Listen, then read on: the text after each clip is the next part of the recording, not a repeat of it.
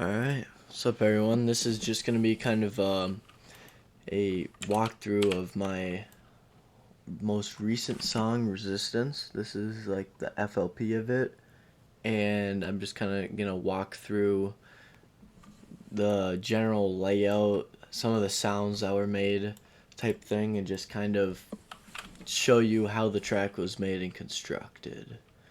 So without further ado, we'll just start with the beginning.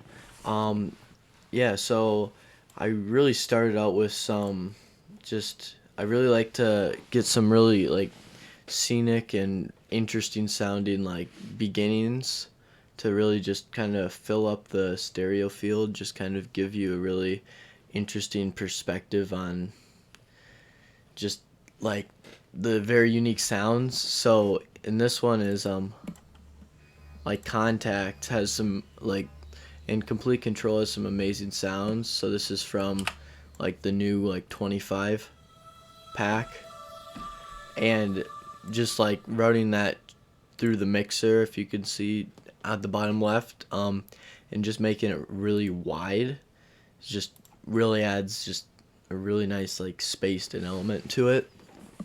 Also just like some like background buzz and stuff, and here are just some like glitches and stuff, just like really just things just to bring in the atmosphere of the song. And here we have, yeah, glitches, and there's this bass I made here. No, I didn't make, I didn't find that. Yeah, right here. Yeah, so I made this bass. I really kind of wanted to give a hint for what's coming. So this is just like a really, super simple, just envelope with just slower attack, modulating the filter just to open up, and just it's really cool. I honestly should have put some. There's reverb on it. I just really didn't hear it, but yeah, it's super simple. Like two FX plugins and just like a sub and just.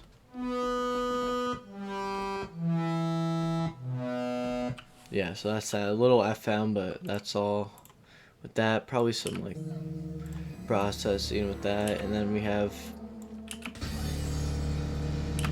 these are just some percussive elements from Damage I wrote in because that's just an absolute amazing plugin. Just Damage has the best sounds ever. And then this is just like a clap that I used some like EQ and RM and stuff. So you can kind of still hear how it sounds like a clap, but it's just I kind of just fucked with some knobs, so now it kind of fits with the vibe of the song more and fits in. And then we just have like a cheesy kick build up here, you know.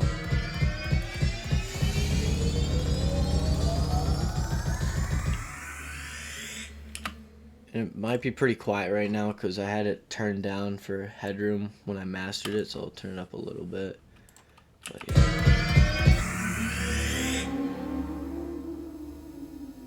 Then drop.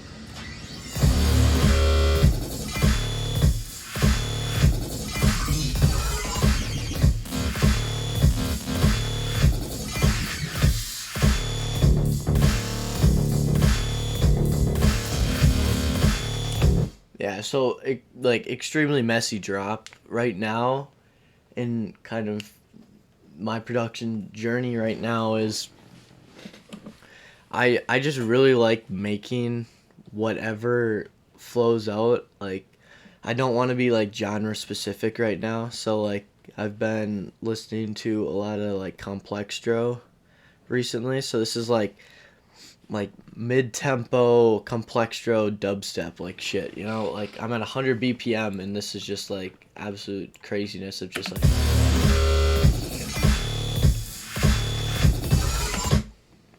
I'll look back at it in like a month and be like, oh, that just sounds just fucking stupid, right? But uh, it's something interesting. You don't really hear something like this. Like there's obviously like producers like 1788L that make stuff like this, but Like this is just kind of laid out differently. Like it's just a different type of mid tempo for say. So like yeah, just like this kick that is absolutely clipped to shit, as you could see in the um, FX chain right here on the left. So I just have like soft clipper and a sound goodizer because it makes it sound good. Like yeah, like honestly, it's good for kicks because listen to it without it. With it, I mean it's not even a listen, it's just a feel because I have a sub and it just feels better with the sub. So that's why. But yeah, basic kick and snare. Like I have two snares layered here just so they really snare and hit hard, you know. So and then just like hi-hats and stuff. And then let's just get into the fun part, the bass. So this is some like I make all my basses. I try to make every instrument I can just because it provides me with the ability to, if I have an idea for something, I can just whip it out. So I knew I want to start off like that, That's like a dubstep growl type thing. This is just like a.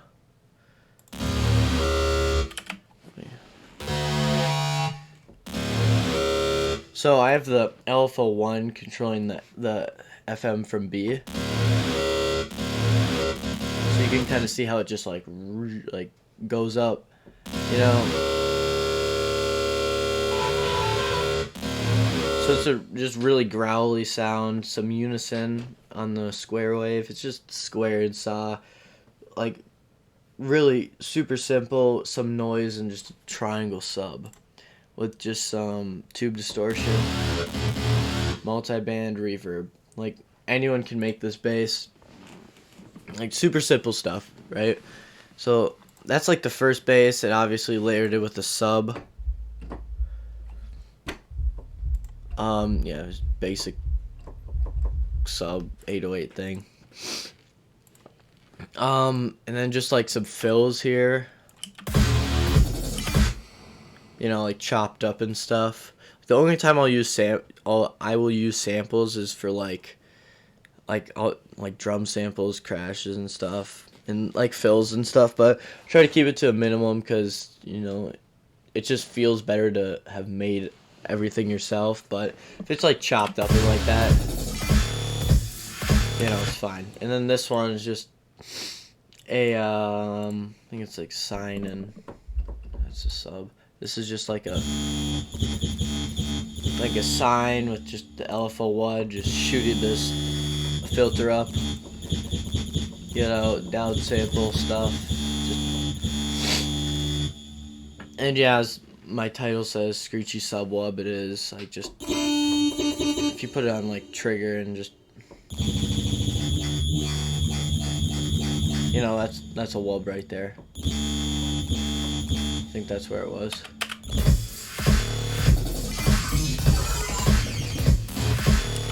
And yeah, it sounds different in there because it was pitched down like another octave or so, but you get the idea. And then where else?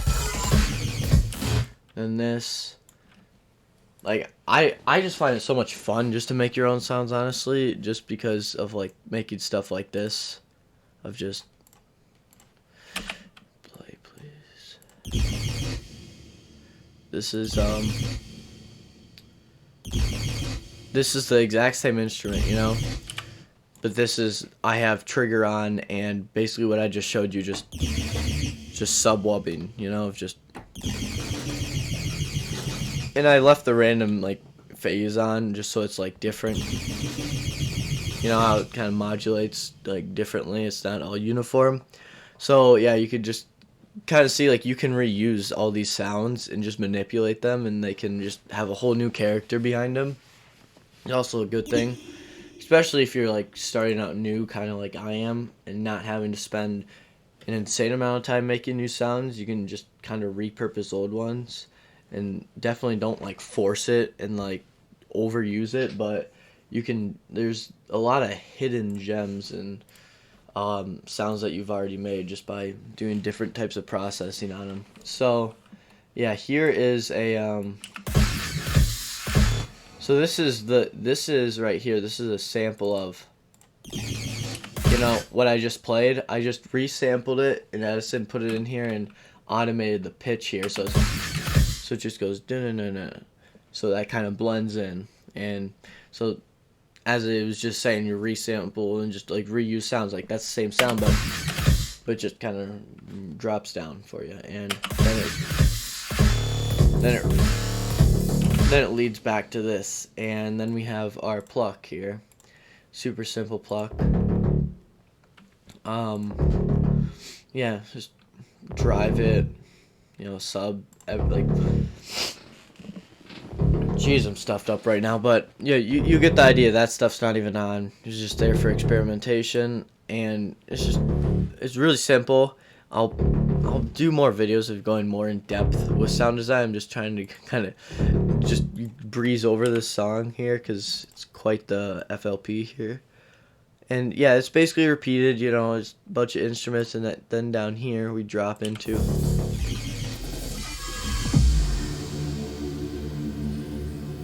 You know, and then we have the Borg.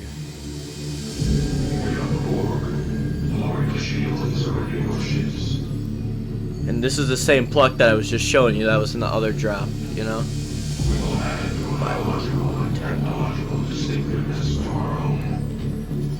That's a glitch I added in there. And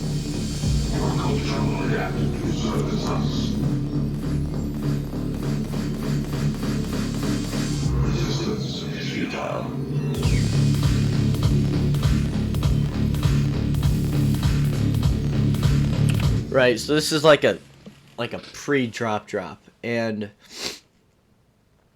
the inspiration from this is basically subconsciously like inspired, but then after getting the song out and then realizing, because I listen to a lot of music. If you listen to Psychedelic by LS Dream, this drop is very similar.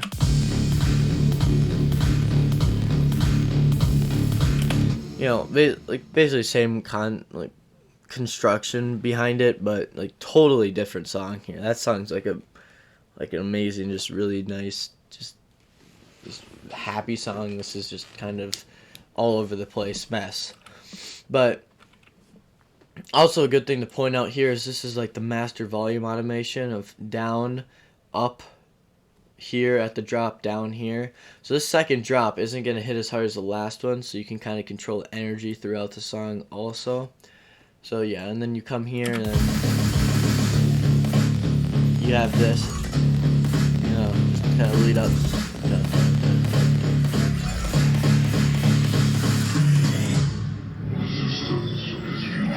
It probably took me 30 minutes collectively just to get this final phrase in here right, because you know it's vocals, these aren't really synced to the BPM, so got this here, so it's like close enough, and then just boom boom boom, boom.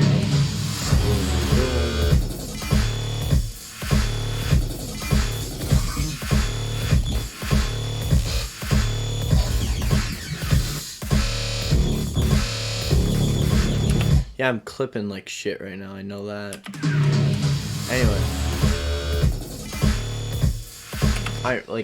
I don't know. Audio is really weird right now. But you kind of get the idea.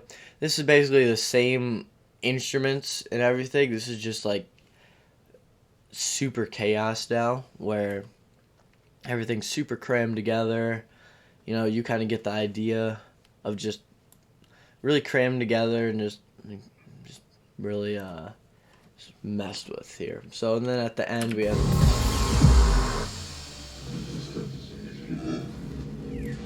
so yeah, that's panned right, and I resampled and I routed it through like, I think it was Freak by Native Instruments, and I recorded it while going through Freak, and literally, let me find where it's on. Let me find it quick. Or let's just say it was Byte, right? I recorded it while spamming like the next button, so it went to a bunch of different like presets, which then comes out to like, you know, just like a bunch of different like bit rate, just it's a really cool plugin. So it just kind of resampled that, and then we have this